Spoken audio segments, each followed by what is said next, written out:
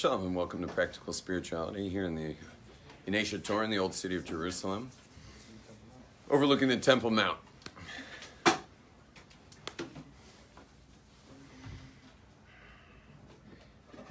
So there's various subjects that are on the table right now, and I don't know how to handle all of them, or whether I should. We're in the middle of the discussion of acceptance and approval, making sure we don't blur those two because things get really messed up. And but maybe what I'll do is I'll handle 3 topics today, so we'll make 3 different classes. So we'll do 3 classes, 3 shorties.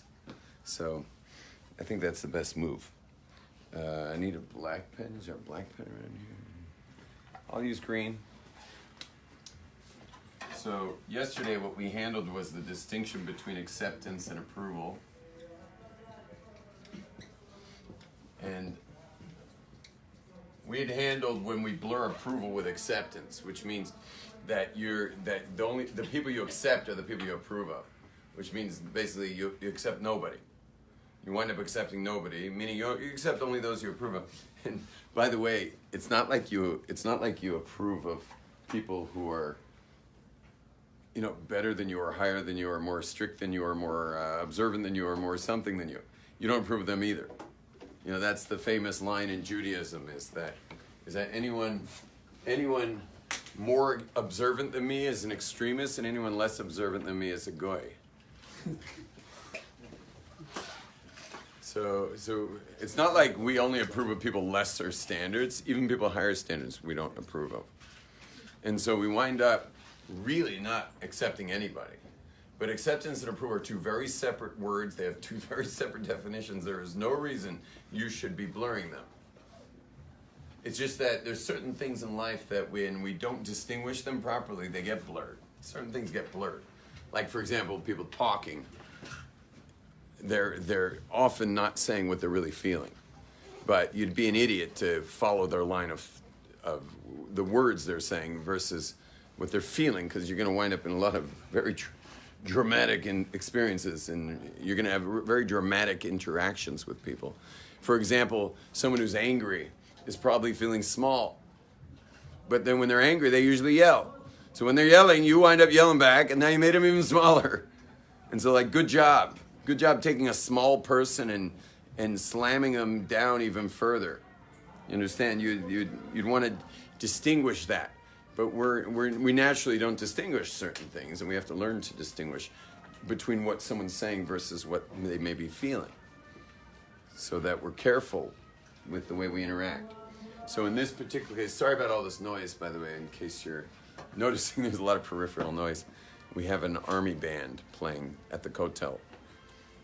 Okay, army band playing down there. It's a good time to tighten my belt a little bit. When you're as thin as me, your belt is really important, especially speaking live. Now, anyway, but what happens is we have high standards of approval, and then so anyone more, anyone less is out, and we wind up only accepting those people. Now, acceptance is what leads to love. I'm just catching people up on yesterday. Leads to love. And so if you want to have a loving life, which is your most important thing, there's nothing anyone in here wants more than love in their life. So if you want to have that, you have to distinguish approval and acceptance and start to accept all people.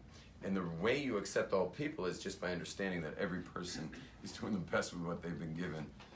Even if they're doing the worst right now and you're looking at them, you're like, that does not look like someone's best. For him, that's the best he can do right now. Everyone's always doing the best they can do given the circumstances. And so if you were living... if you had lived that person's life, that would be you. And so right now, that person's doing the best of what they've been given, which may be quite lousy. But had you been them, that'd be you doing that lousy thing. So whatever people are up to is what you'd be up to. And so, the only reason you're who you are sitting in your seat right now is your history that led to you sitting in that seat. And what led me to my history is me standing up here. And it all led to me standing up here. And so I totally accept you. Because whatever you're up to in your life, I would have been up to had I lived your life. You could easily get into the free will We can't get in the free will. You just misunderstood me. You were thinking that if you used your brain in my life, that would have been totally different. I'm talking about you using my brain in my life. You would have wound up right here because I used my brain and my free will all these years and wound up standing in front of you speaking right now. And you used all your free will and your brain all your life, and it wound up with you right there. And if we switched, you would just be me right now talking to you, and I'd be listening to you right now. But instead, it's me talking to you. Don't worry about it. You misunderstood a little, but I think hopefully you got it this time. And it's a review from yesterday where we dealt with the misunderstanding that every person has. And you better buy that bike quick, bro, because it's going to go soon, and I don't have your number. Yeah, Rabbi, it's a little out of my... It's too expensive right now. Oh, it's too much money. Did I tell you a price? Yeah. Oh, okay. It was too much. Okay. It's a lot of money. It's nothing, really. Oh, for what you bought it, yeah. No, even the amount. No, I'm saying compared to how much you paid, it's perfect price. I would do it for that. Even for what I'm selling, it's the perfect price. If I had the money, Rabbi. If I had the money. Let me tell you something. Never say if I had the money. Why? Because you just get committed to something, and then it happens. I wouldn't mind buying a house. You know what life looks like for people who say if I only had the money, when you meet them 30 years down the line? You know what they're saying 30 years later? If I only had the money. I'm not kidding. I know people in their 50s, 60s, and 70s who still aren't getting anywhere near their bucket list because they can't stop saying if they only had the money. Whereas all the other people who are fulfilling their bucket list, you know what they're doing? They're booking with travel agents to the places they want to go on their bucket list. And the travel agent's like, okay, you want to give me your credit card number? And they give the credit card number, even though they don't really have the money. But they give the credit card number. And because they're so single-mindedly committed to getting this stuff done in their life, some other random thing happens and gets paid for. Gets paid for. The money just comes in. Because money follows commitment. And those who think commitment follows money will spend the rest of their lives dreaming and get nothing done. Now, by the way, I'm not saying you should buy the bike. But it was a perfect segue for someone who thinks money comes after a commitment. Money doesn't come after, that commitments come after money. Everyone got that? Money is just something that enables things. Money just enables stuff. And so you gotta you stay focused on the stuff, the money will enable it. But if you try to stay focused on the money, well, it just will never come until it's got. Money only comes when you have something to buy. But if you don't have anything to buy, why would the money ever come? So I meet people all the time, they feel they can't afford to get married. So the money will never come. Whereas someone else who's committed to getting married, the money comes. You understand? Someone who's committed to riding an exotic mountain bike, the money comes. Somebody who's someone who's trying to figure out the money to get the exotic mountain bike will never ever know what it is to own an exotic mountain bike or ride one. Besides obviously borrowing one. And you're listening to someone right now who's like, Baruch Hashem, I'm a bit of I have, abundance does follow me around a bit. But the reason why abundance follows me around a bit is not because I'm like Mr. money magnet. I'm just Mr. Commit to things. And then the money comes every time. I've been living this way for years and years and years and years and years. And I've taught many, many people about this. I told this to two guys who couldn't afford my seminar this week. There were two people who just didn't have $650 for the seminar. And the discount was $500. And the people who didn't have $500 didn't come. But there were two guys I spoke to who said, I don't have the money. So I wish I could do your seminar. I really need it. And I told them exactly what I'm telling you. I said, just commit to it. Just commit to it. He said, well, what am I going to say when I get to the front desk and they want to register me and they ask me for my credit card or a check or cash? You tell them that Rabbi Glaser said, just stay committed. And I didn't even know who these guys were. But I just got a WhatsApp this morning while I was meeting with one of the participants, and the WhatsApp came from the manager of the seminar is like, there's two boys who don't have any money, so like the seminar's short $1,000. And so I was just reading this thing, and the guy sitting next to me who I was meeting with said, "What's this? What's the $1,000 you're reading about?" And I said, "There's two boys in my seminar. They don't have $1,000." He says, "Okay, WhatsApp your credit card to your secretary. I'll take care of it." Boom, just like that. Covered. It's covered. And it's time after time after time. It's just another story every time. But you get to committed to the stuff and let God worry about what resources are going to be necessary there. That's God's problem. Your problem's only laser beam focus on what you want in this life.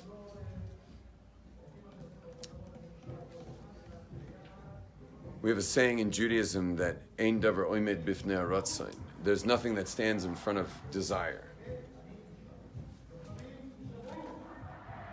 Your desire causes, when you have desire, it causes the entities that God created the world with. There's all these worlds and they're filled with entities. It causes those entities to conspire. Your desire causes these entities to conspire to fulfill that which you desire. What happens if it's not for your benefit? They'll do it anyway. Haven't you look at the showing of hands here. Raise your hand if you ever desired, you ever wanted something that was not good for you ultimately, not spiritually or maybe not physically. Okay? Keep your hands up if you got it. Look around. Look. Same people. Yeah? God created the world this way. We have another term that says, in the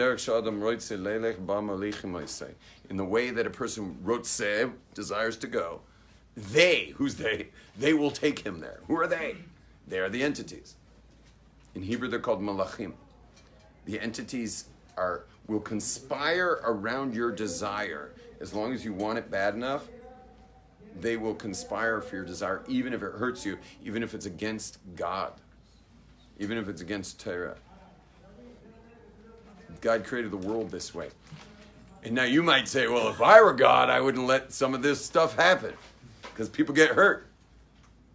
All you have to do is look back a little more than 70 years. You see a lot of people getting hurt.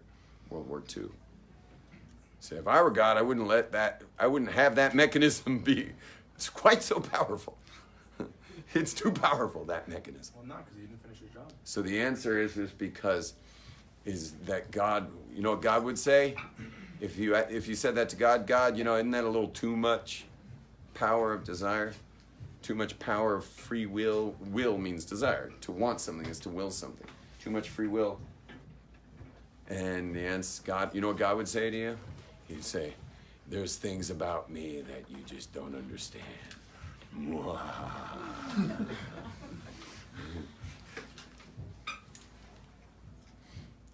Because he's an FWF. God is a FWF. You know what FWF is? A free will freak.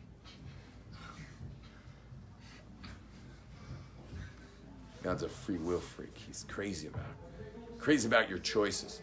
And you want to know something? You want to honor people? You want to honor people who died in the Holocaust? You want to honor them? Make some good choices today. Because they only died because God put that much free will in the world. There's that much free will in the system. You can shoot yourself in the foot if you choose to, and he'll help you do that. There's tremendous free will in the system. So much free will that 6 million of our brothers and sisters perished. A third of our people were wiped out because of this way overabundance of free will and conspiring of desiring, of human desire. So you want to honor them? Make a good choice. Make a good choice.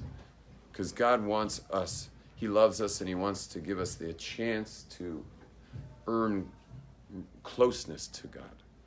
And the only way you can earn closeness to God is you have to be able to go the other way. And what if every time you try to do something wrong, he stopped you? You wouldn't have any free will. So he has to allow you to do the wrong things in order to give you reward. And so God's just kind of crazy about free will.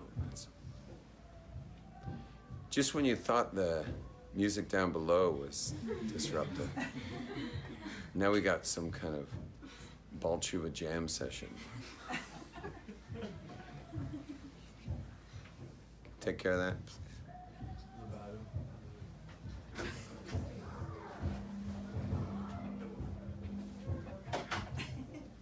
Nice little jam session. Okay, so the anyway, but now we need to go the other way. Is we'll only accept the people we approve of, but you know, one of the most beautiful things that ever happened in the world was acceptance. Acceptance is amazing. I mean, think about it. Everyone who accepts you, you love. Everyone who accepts you, you love. Everyone you hate are people really you suspect that didn't accept you. And people you don't like are all the people you think didn't accept you. So acceptance is something very beautiful. We all love acceptance. And what has happened in Western society with the millennia is that it started in the 1960s, but it ultimately gave birth to the millennial generation. That is, acceptance is number one. That's it, acceptance, which is beautiful. It's beautiful. And the problem is they have it blurred with approval. So they think not only do you have to accept everybody, but you also have to what? You also have to approve of everybody. Well, if you're approving of everybody because acceptance, you got to accept everybody, so we're going to blur that with approval. That means that there's no more such a thing as right and wrong. I mean, there's no more right and wrong. So not only they say there's no more right and wrong, there's no more gender. And then there's no more even hierarchy of competence. So like if you're particularly good at something or you're particularly high IQ, you're supposed to earn the same amount as someone who's not so good at it and is of a lower IQ. Which is like, I mean, that's a good way to have your society completely fall apart. Because our society's running only on its expertise, whether it be in surgical medicine and chemistry or engineering. We want people with high IQs. We want to throw a lot of money at those people. So they'll want to do the jobs that are keeping us safe. Building the aircraft and flying that aircraft. And that's fine. That's just great. But they want to just wash all that stuff out because, acceptance is such a beautiful thing, which we agree with. But they also want to make it that there's no such thing as wrong or right. So they've got these blurred badly, and it's super dangerous. Super dangerous, especially if you're Jewish, and all the more so if you're an observant Jew. Because if you're an observant Jew, you are enemy number one. Because in a world of washed out morals, where everything's become equality. When you live in a world of washed out morals, you are the enemy if you're an observant Jew. You're literally the enemy of the people. You're the enemy of progressiveness. The world doesn't progress because of your influence. And if we get rid of you, then somehow we can get back to the progression of society. If you're an observant Jew, that almost automatically makes you a racist.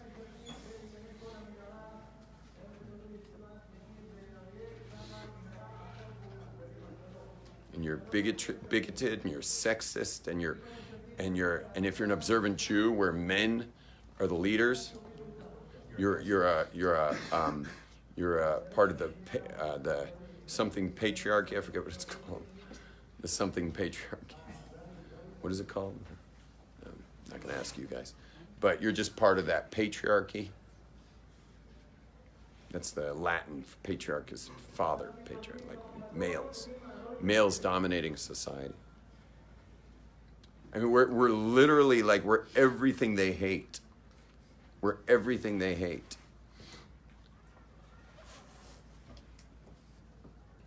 The Torah forbids homosexuality, calls it an abomination. The Torah, forget having a sex change. It's forbidden by the Torah for me to even wear a woman's scarf if I'm cold. I mean, I'm cold and I got to walk from here to there, and the only scarf around is a lady's scarf. That's not even that clearly a lady's scarf, but it's for sure not a man's scarf. I can't wear it. It's a Torah commandment, like not eating pork, like circumcision. Like, oh, circumcision is certainly mutilation, right? Circumcision. And the baby didn't choose it. How dare you? You understand, like, you are the enemy of the millennial generation if you're an observant Jew. Now, you might say, well, then so are the Muslims. I mean, they're more backwards than we are. No. When it comes to Muslims, now we're fighting for their freedom. Fighting for their freedom. They want to be self-determining in London and France. And they how dare you tell them that they can't cover their entire body with fabric. You know, we fight for them. They're the oppressed of Israel. They're the Israel's victims of the Israeli apartheid state. Even though often in our parliament, like the third party will be Arab, but we'll ignore that. So you have to realize that if you're Jewish, you're just the enemy of the West, and it's all for beautiful reasons, because acceptance is super high up there, as it is for us. But they have it blurred with approval. And once you blur it with approval, watch out.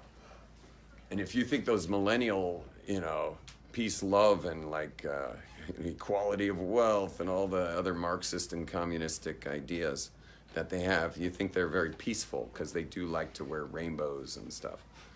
They seem really peaceful. You should know that. I mean, you don't have to ask me. Just Google what has been in the U.S. the majority of political violence. Has it come from the left or the right in the last 3 years? Where's political violence coming up? From the left side or the right side? Yeah, it's almost all from the left. It's almost all from the left. You can go on YouTube and watch all the left people freaking out over someone wearing a Trump shirt. As if that's like insightful to wear a shirt that has the President of the United States name on it. It's like, there's great violence in the left. Great violence. It swings quickly to violence. And that's where all the peace came from, which is really weird.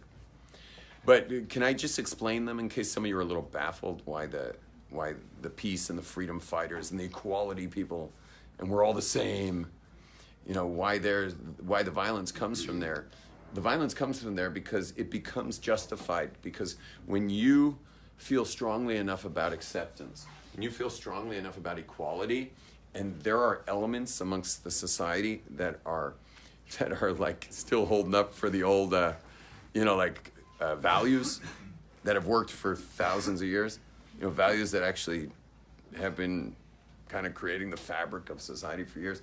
Like if those people are sensed as a threat to progress, it's not far off to dehumanize them. It's not far off to dehumanize them because they're in the way. And we could all get that. Like, let's say we're all hanging out at a party and we're all like having a great time. And it's California and like everyone's just enjoying themselves and it's chill and the music's playing and sunlight's shining and we're all having a great time. But meanwhile, someone from the East Coast comes and lights a cigarette at the party. They just didn't realize. They just arrived. They don't understand that you don't smoke cigarettes if you're from California. Like, ever. Not indoors, not outdoors, never, nowhere. Like, it just doesn't exist. Nobody smokes. He didn't know. Except he happened to be a little stubborn. He's like, what? Everyone chill out, man. And we're like, we're not chilling out, man. We're not smelling that stuff. Like, just get it out of here and don't even smoke it anywhere near the building so it doesn't come in the windows, please. And he's like, chill out. Like, relax. Just a cigarette, you'll get used to it. No harm, no foul, you know. Just a little smoke. You know, some people like the smell. Anyway, you imagine that guy like stays in there. You know, so the most chill people in the world are going to eventually just throw that sucker out of there physically. You know, someone's going to pick him up and throw him out of there and teach him a little West Coast lesson, you know, about tobacco smoke. Am I offending you, ladies, or did I say something wrong? Get back to class. Sorry. Oh, really? You're ditching class? Okay, enjoy. Thank you. Bye. Sorry. Oh, Rabbi, I got called a Nazi for wearing a Trump cap while I was wearing like my tzitzis out and everything. Sorry to hear that. Did you care? I hit him in the face. You hit him in the face?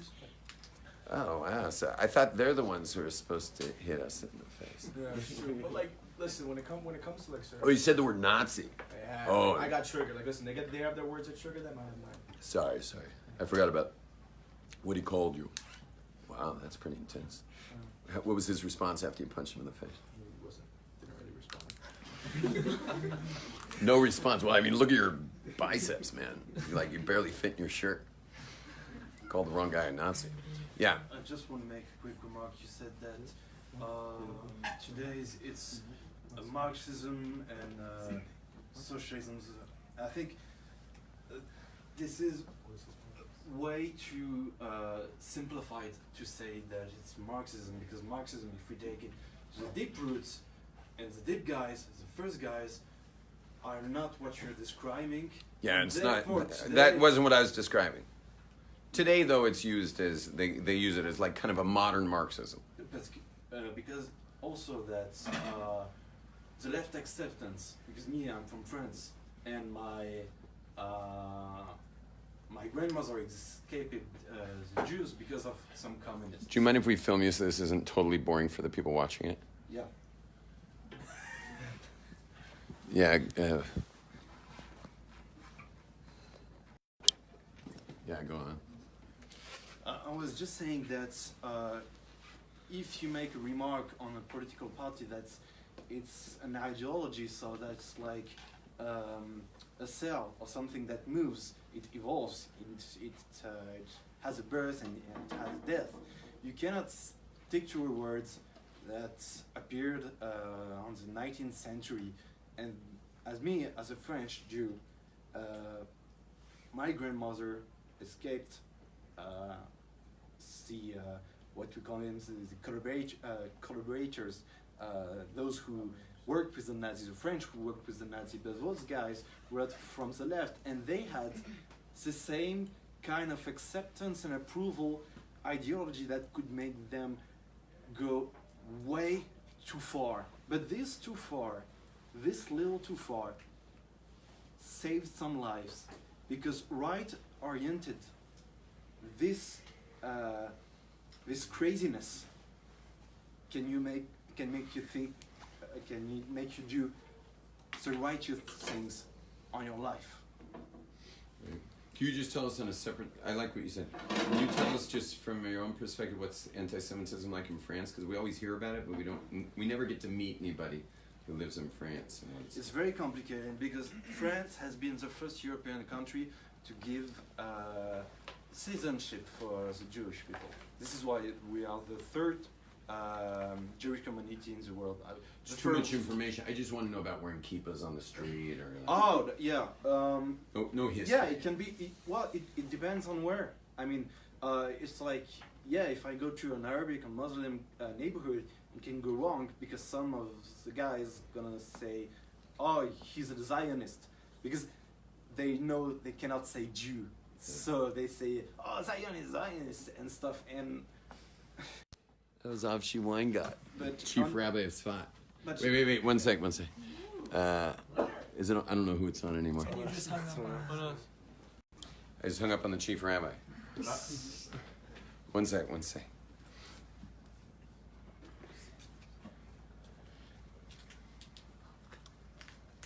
The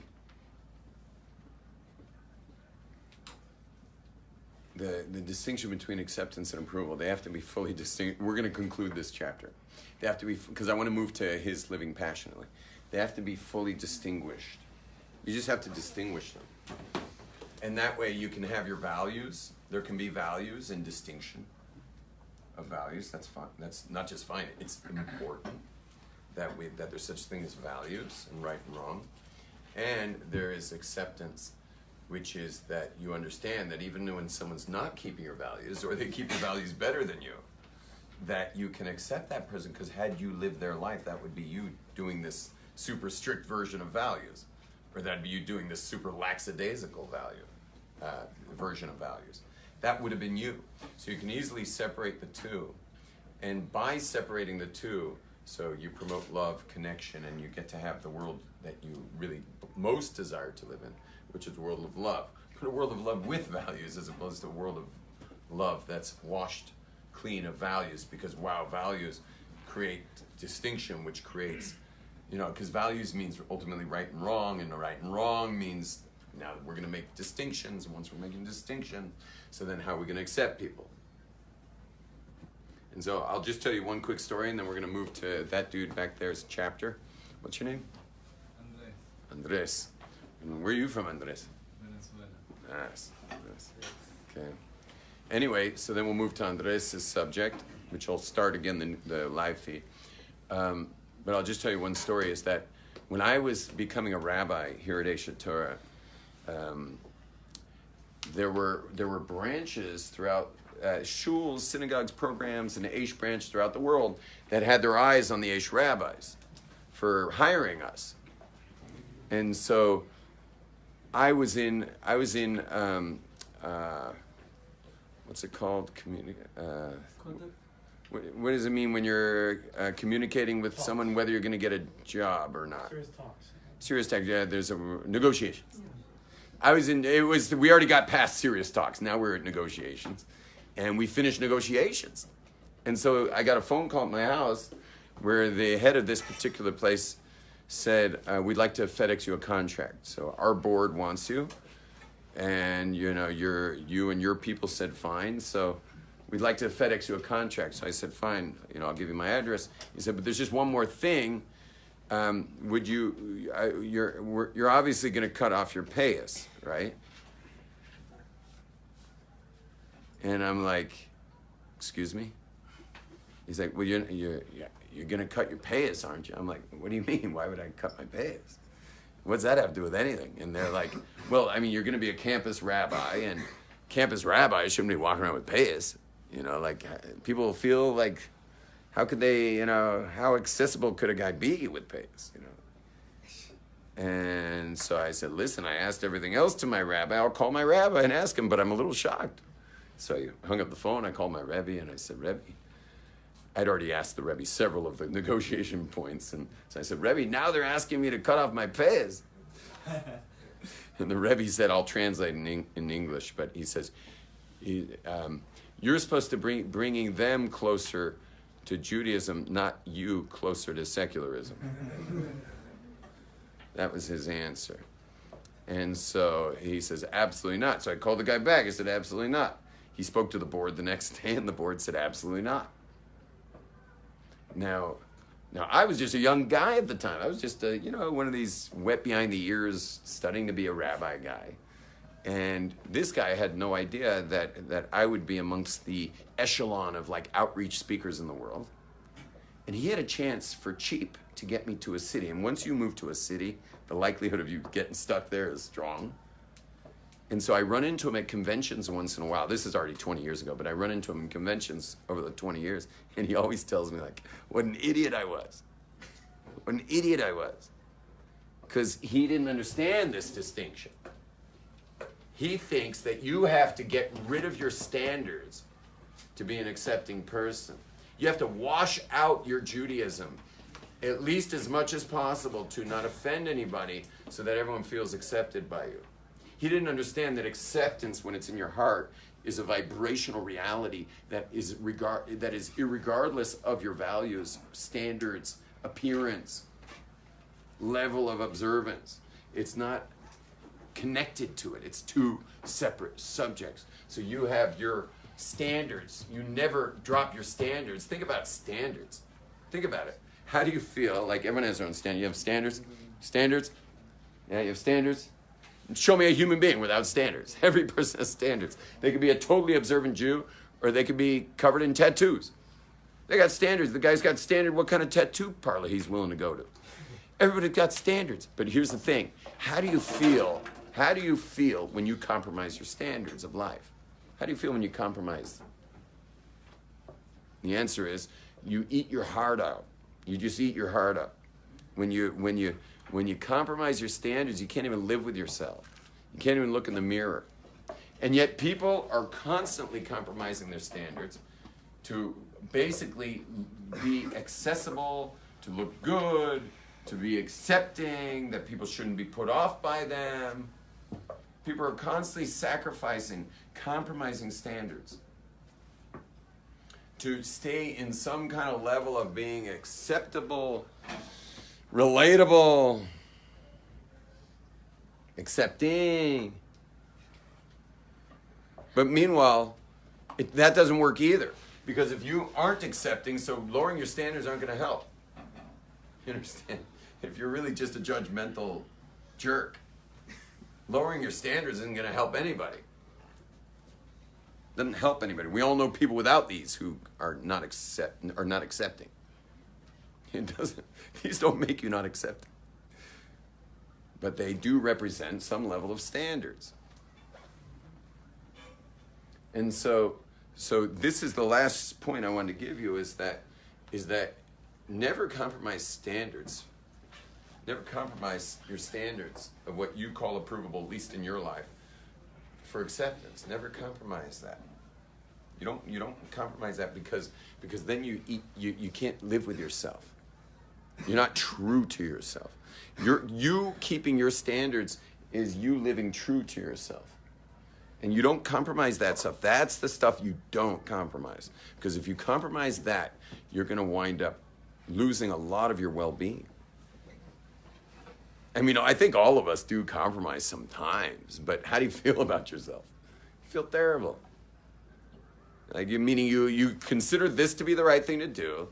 You somehow got in some thought process that took you way down below that. You did something really stupid. How do you feel about yourself? You feel terrible about yourself.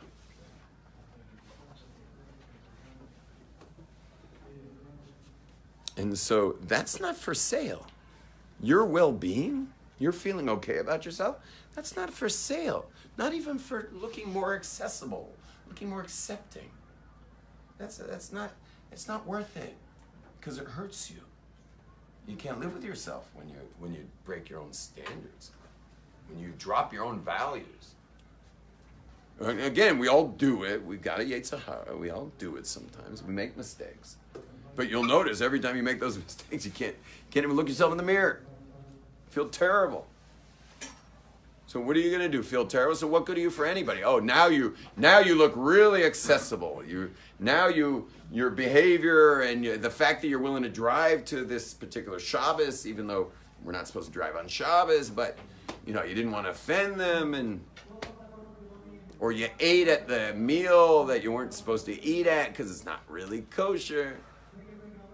But maybe they would be offended. No, all you did now was you breached your own covenant with yourself, because every standard that every person has, it may be God-given, but it's yours. It's a covenant with you. If it was just covenant with God, you wouldn't feel so bad. This is your covenant. If it was covenant with God, okay, however guilty you'd feel. But it's when you break your true standards that you really feel bad, because you breached your covenant with yourself. To join Achashverosh's little bar mitzvah lunch and Billy Bob Bad Boy bar mitzvah barbecue in the forest, 10 miles out of town, and you just, God forgive me, and you jumped in the back of the car and you showed up there. But there's something even worse that you did, because people know you. They know you keep Shabbos normally, or they know you keep kosher normally, and you were actually, how Judaism works? It's weird it works this way, but everyone's holding somebody else up, like those monkey links linked to each other. Yeah. So we're all linked together. Let's say let's say all of you were like close students of mine, which I do feel you are, but it's kind of changes every day. But let's say you're all close students of mine, and you're holding whatever you hold, and you're putting out effort to hold a certain level in Judaism, and you walk through town one Shabbos, and you see one of those like rare cafes that are open down one alley, you know, and they don't care about Shabbos, and anyway, they're serving shrimp cocktail, and there's Rabbi Glaser. He's like, he's taking each shrimp, and he's just going like,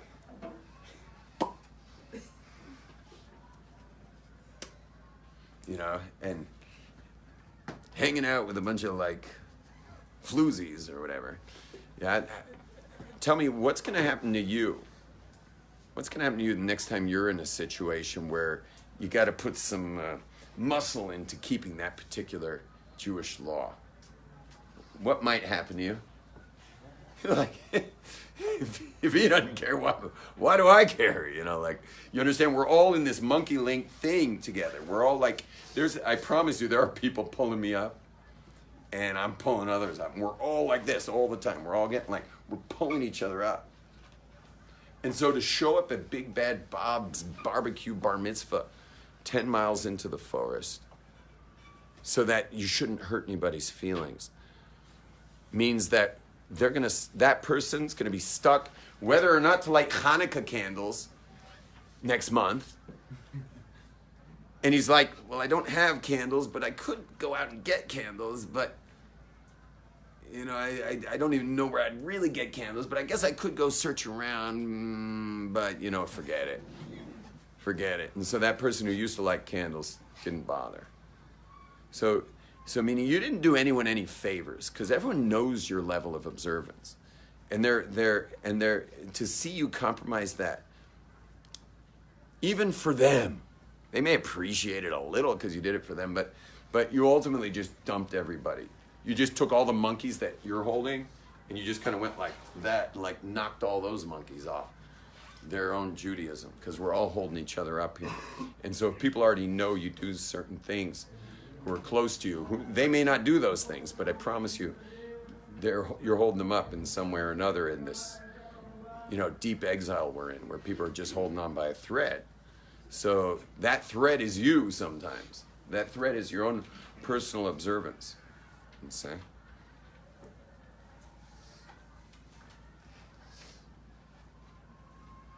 So there's a great responsibility in that. And I'll tell you just one last thing before I take David's question, is that, just one more thing, is that I want you to be at Billy Bad Bob or barbecue bar mitzvah party.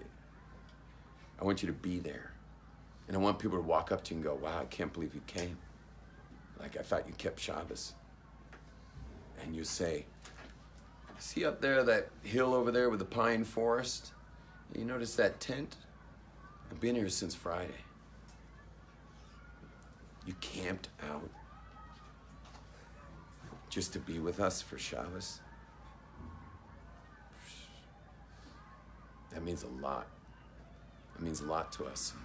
And you want to know something? My mother did that. When she became observant, she was like one of the matriarchs of this big family.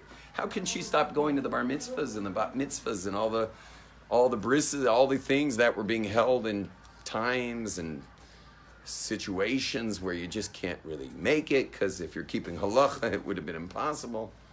But here, one of the matriarchs of this big family became observant. So you want to know something?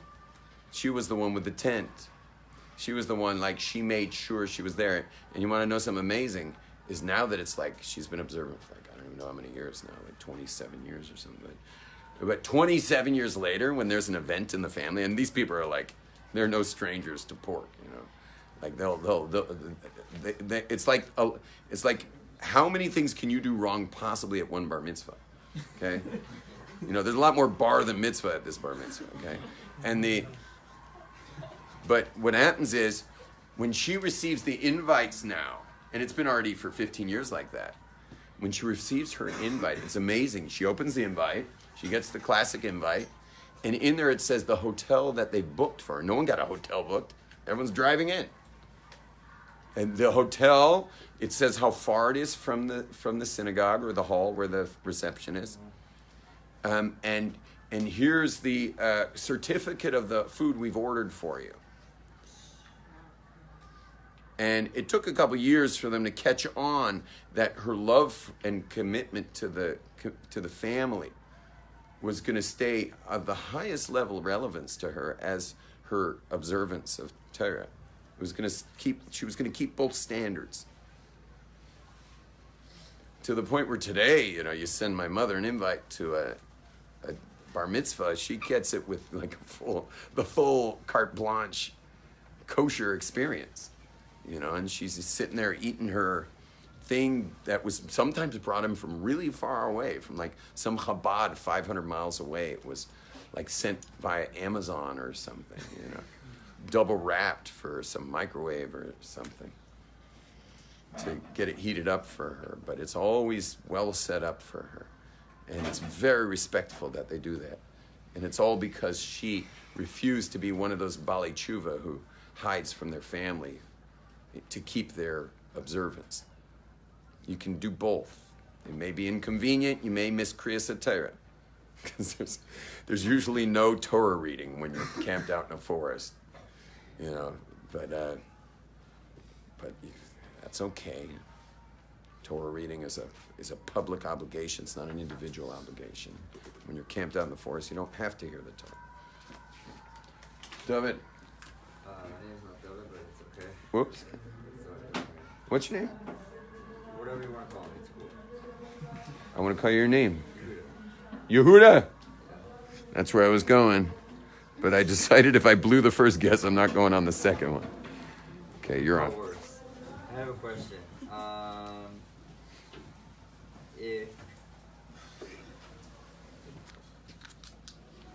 This is something that happened to me in the past. I was at someone's house, someone I was dating. We were there for Shabbat, and her and I were like sort of religious. Her parents were what they call traditional. Now, after the Friday night meal, parents put on TV. They always had a thing that they all watched TV together. The Chavod Shabbos Kodesh. The family after the meal watches TV together. Let me ask you a question. To respect the people I'm staying with, you would say don't watch TV with them, even though I didn't turn it on. But that's your question? Like, what would someone do in that situation? Uh-huh. Because I know what I did probably wasn't the best idea, but if that ever happens to anybody... I'm afraid to hear what you did, but... I sat and watched TV with Oh, you sat and watched. Oh, thank you. Zoom back out. Just give it a 2-finger zoom. So, because I know, like, there's a whole thing, people are not in this, if you turn the TV on before Shabbos, technically you're not controlling the channel, but it's not in the spirit of Shabbos, but this is an issue of respecting someone's parent. I mean, what do you say to that? So I personally would have first seen what they're watching. Just kidding. It was 60 minutes. Definitely not. It's like the Super Bowl, or is that Sunday? Sunday. Yeah, it's Super Bowl Sunday. So, no, I'm kidding. I would have just said, I'm tired, I'm going to sleep. And they would have all known. Right. They would all know why you're going to sleep. But it would have been probably a better thing to establish standards, at least your own. So, let me ask you, can someone camp out for a country concert that happens to be playing on Friday night and they just camp there? I mean, it's a similar thing. I'm not... all the good concerts are on Friday. And you just camp out there the whole time. The old go with the Gentile to the rock concert and have him hold your ticket. Have him carry your ticket. In New York, they all used to go to the ball games. All the Shomer Shabbos kids used to go to the games. And anyway, but that's an individual basis, which you're asking me as an individual. But no, I mean, letter of the law, for sure it's allowed, but the question is it the right thing to do? Okay, the right thing You're asking more the right thing to do. The right thing to do is individual basis. I'd have to know more about you. I'd have to know where you're at. I'd have to know what's going on with you.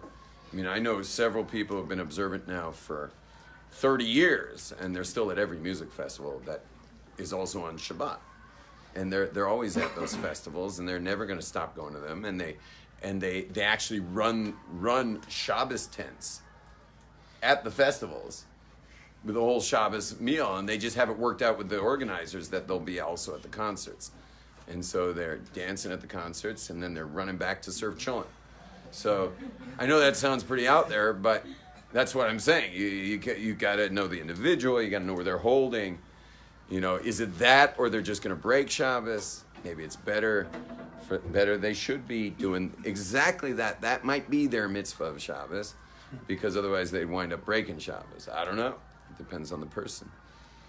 You know, the funny thing is that these concerts, everyone's getting high. And so, I mean, are you allowed to have a Gentile blow smoke into your mouth? You do Molly's not or Edibles.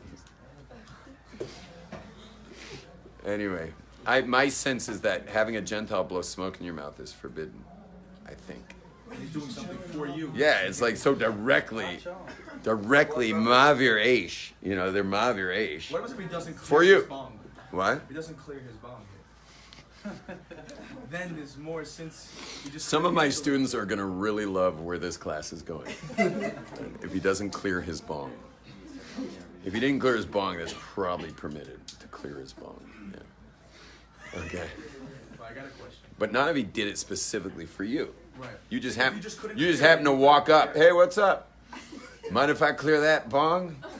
Okay, so go right ahead.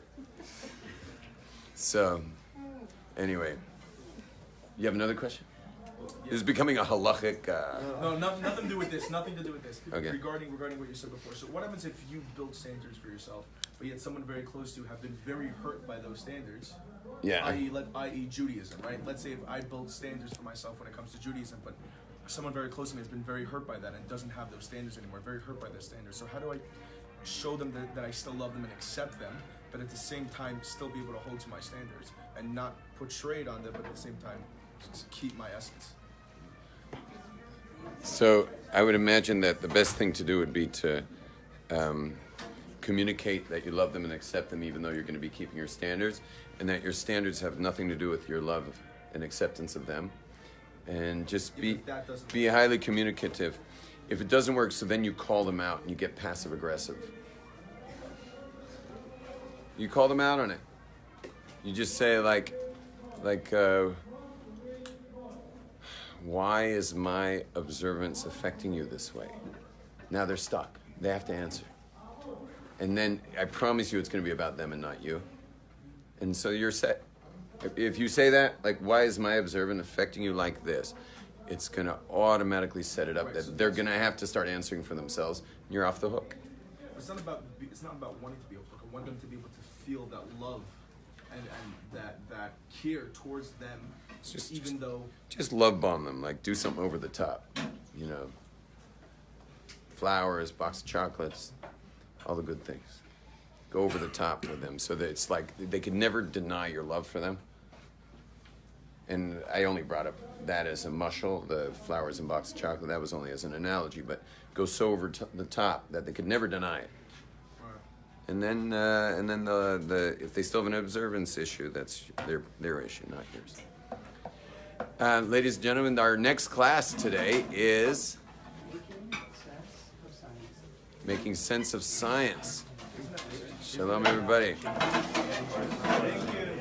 Cheers.